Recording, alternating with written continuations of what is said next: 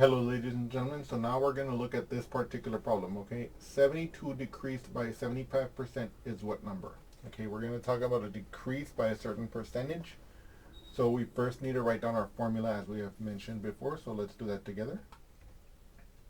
So here again, after over before is equal to 100 plus p over 100, where p is the percent increase if p is greater than 0, and it's the percent decrease if p is less than 0. Okay, after over before equals 100 plus p over 100, and again, if p is positive, there's a percent increase. If p is negative, it's a percent decrease. In this case, we're talking about 72 decreased by 75% is what number?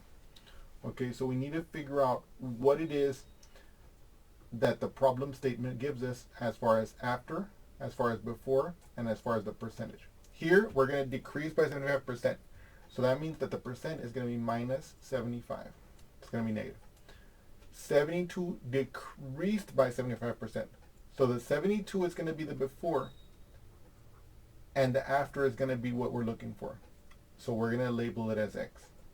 So now with this setup in front of us, we're now in a position with these values to plug them into our formula. Our after over our before is equal to our 100 plus p, but in this case, well, yeah, so 100 plus negative 75 over 100, okay?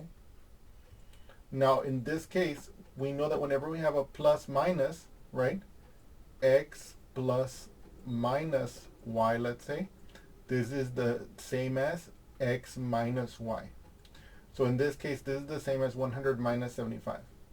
Let's perform that subtraction here. What is 100 minus 75?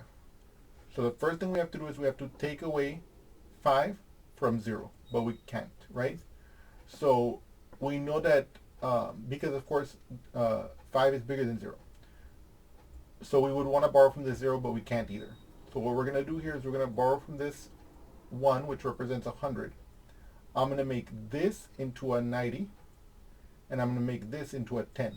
Why? Because 90 plus 10 will give us the 100. And moreover, this 10 minus 5 gives us 5. This 9 minus 7, that gives us 2.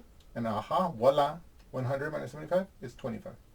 So this is 25 divided by 100. Now,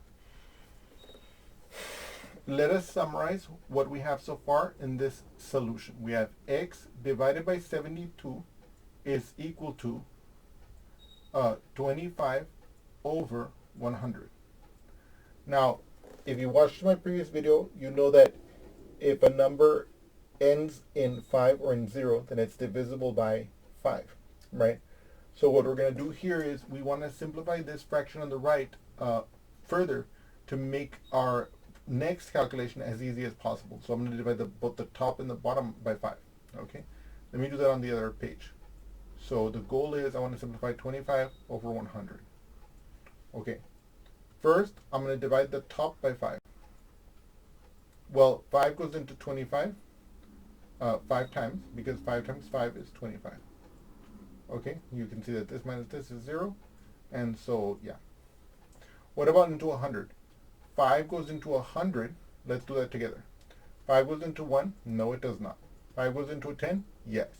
Goes in twice. Why? Because 2 times 5 is 10. Now, 10 minus 10, that gives us 0. We drop this 0 down, and we now ask, does 5 go into 0? No, it does not. So we put a 0 here. 0 times 5 is 0. And then 0 minus 0 is 0.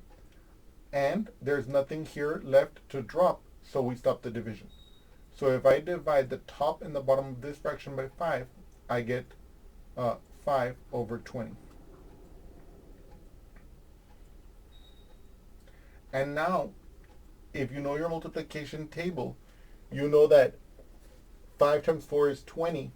So if I divide the top by 5, 5 divided by 5 will be 1. 20 divided by 5 will be 4. And you can see that with this fact, we're now able to write this right-hand side as 1 over 4. Okay? Okay. So let us summarize that here. X over 72 is equal to 1 over 4.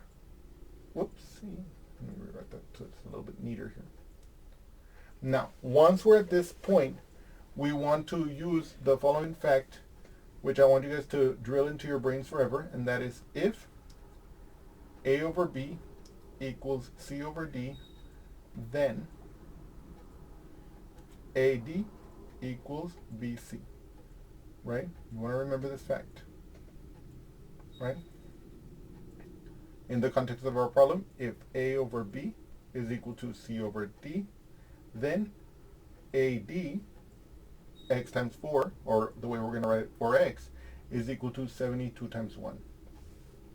So in this case, we can see that applying this rule, we get that 4x is equal to 72.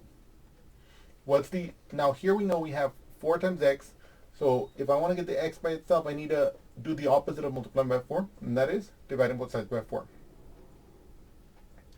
So that's going to give us x equals 72 divided by 4. Now let's do that on the next page. What is 72 divided by 4? So I put my 4 on the outside of the division house, I put my 72 on the inside, and I ask how many times does 4 go into 7? It goes in 1 time. 1 times 4 is 4. So then I ask what is 7 minus 4? And I can see that that is 3. And now I bring down my 2 here like this, and I ask what times 4 gives me 32? What times 4 gives me 32? And I can see that that'll be 8. Why? Because 8 times 4 is 32. And then when I subtract this from this, I get 0. So I can see that 72 divided by 4 is 18. Okay. So this gives us 18 here. And what does that say to us? Or to put it differently, in the context of the original problem, what does that tell us? Well, it tells us that 72 decreased by 75% is 18. Okay? I hope that you've enjoyed this explanation, and I look forward to seeing you again soon. Thank you so much.